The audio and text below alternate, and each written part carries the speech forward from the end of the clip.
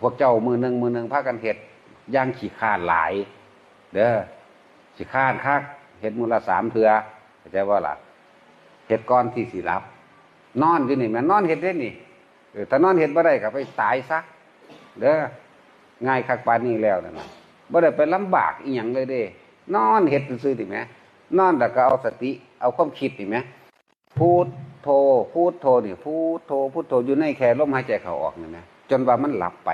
นั่นแหละเต็มที่นอนอย่างผู้ทรงฌานนั่นแหละนอนแบบนั้นเด้อนอนแบบผู้ทรงฌานนอนแบบผู้มีบุญถ้าผู้ใดตายในขณะนั้นใดมันแปลอนาคามีพุ่นพวกเจ้าเอ้ยมันธรรมดาบ่ได้กลับมาเกิดเด้เพิ่นได้เฮ็ดเอาคือหยังนี่เนาะบ่ได้ลงทุนเด้พวกเจ้ามานี่ยังลงทุนอยู่เด้นี่เอาของเอาอันนั้นอันนี้มาถวายพระอยู่นี่แล้วเนาะแต่ว่าขอบ่ได้แล้วค่อยฟาดเอาเด้นั่นแหละนอนเฮ็ดนี่คือเวลาที่1เด้อกำหนดเวลาให้ว่าก่อนที่จะหลับคือนอนเฮ็ดเวลาที่2ก็นอนเฮ็ดอีกเด้ก่อนที่จะลุกก่อนที่สิลุกขึ้นมั้ยหรือว่าตื่นปุ๊บยืนคำๆขึ้นรถบ่นะมันบ่ยืนขึ้นได้เลยมันแต่ง่วงเงี้ยอยู่ก็คิดอยู่คือเก่าวันนั่นแหละบัดพยายามดึงสติดึงความคิดแต่ของขึ้นมาเอ้าอาจารย์ว่าให้กูรู้ลมหายใจจักหน่อยแค่อุณหภูมิเกิดปั๊บพ่อไปบัดนี้ลุกไปหาข้าวของน้ำของในนึ่งข้าวเป่าไฟซะแม่นบ่ล่ะเฮ็ดนานขนาดใดเฮ็ดแค่ว่าอาการปิติตัวนี้อุณหภูมิเกิดแวบเดียวพ่อละกูบัดนี้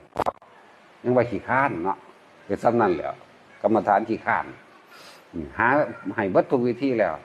เวลาที่3เฮ็ดเวลาใดเวลาเที่ยงพักเที่ยงคนทำงานก็ต้องพักเที่ยงกินข้าวมั้ยเนาะสิเป็นพักบ่ายก็สร้างก็ถือว่าพักเที่ยงซะพักบ่าย2ก็ตามเด้อมันต้องเฮ็ดได้จักหน่อยได้มั้ยเฮ็ดซำใดบ่ได้ให้เฮ็ดโดนเด้เฮ็ดเพียงแค่ชั่วขณะลัดข้อมือเดียวมั้ยมีพวกเจ้าเฮ็ดจังสิเบิ่งเนี่ยซ้ำนี่มั้ยแต่ว่าเอาอีหยังมาเป็นเครื่องยืนยันว่าแต่ของเฮ็ดได้เอาอาการปิติหรือจุดอุณหภูมิที่มันขึ้นวาบนึงพ่อกูเศร้า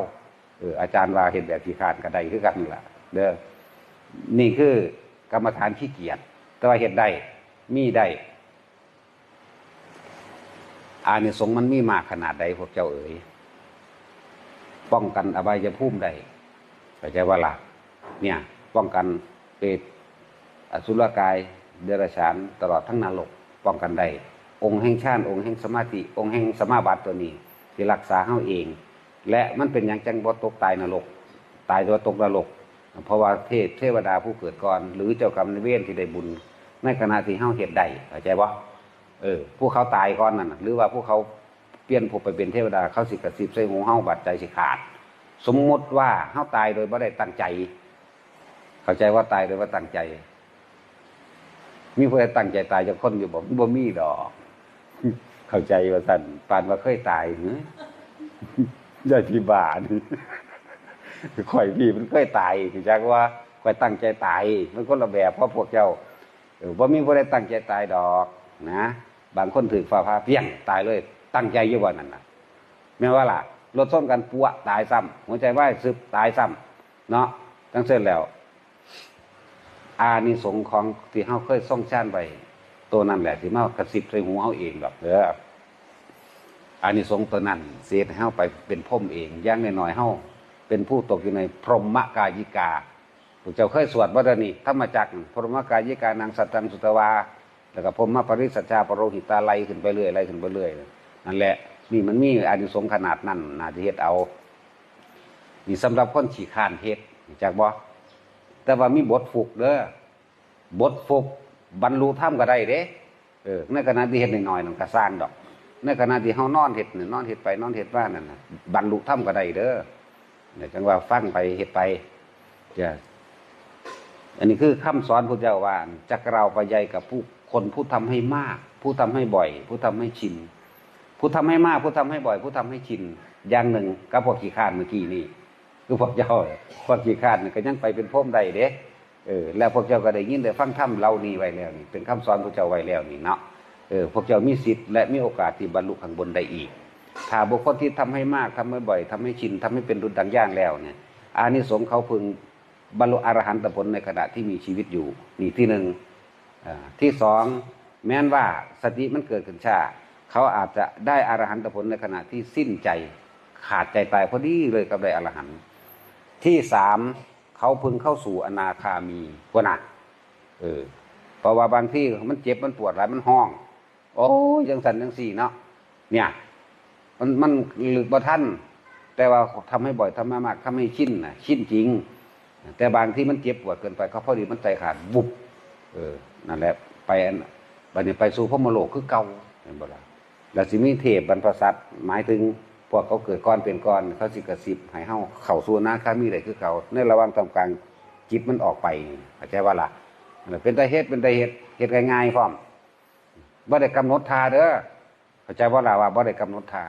บ่แม่นนั่งสมาธิแบบต้องนั่งรับตาตามที่เฮาเคยได้ยินได้ฟังเข้าใจมาเด้ออันนั่งรับตาเป็นวิธีสอนถ้าบ่นั่งถ้าบ่ฟังเฮาเลยไปคิดว่าต้องนั่งเข้าใจว่าล่ะย่างอยู่ก็เฮ็ดได้นอนอยู่ก็เฮ็ดได้นอนท่าใดก็ได้มื่นตาก็เฮ็ดได้รับตาก็เฮ็ดได้เด้อบ่แม่นว่าต้องมาอยู่หน้าวัดบ่แม่นว่าต้องมาสมาทานใดๆทั้งสิ้นเวลาพวกเจ้าศูนย์ก็บ่เห็นสมาทานนำไผดอกฝากกันโลดนะคำแอวใส่ขึ้นดีบ่ดีอีหานี่แวดเขาบอกว่าท่านแม่นว่าล่ะจังซั่นแหละเฮ็ดได้ตลอดกาลเวลาและเป็นที่ง่ายและรัดสั่นพวกแกเฮ็ดทำงานอยู่ก็เฮ็ดได้ฝึกให้มันถนัดเถอะฝึกให้มันคล่องเถอะนาบ่ต้องเอาหยังมากดอกแค่รู้ลมหายใจเข้ากับอุณหภูมิเกิดเอาแค่นี้แต่ละมือแต่ละเว้นเฮ็ดไปส่งไป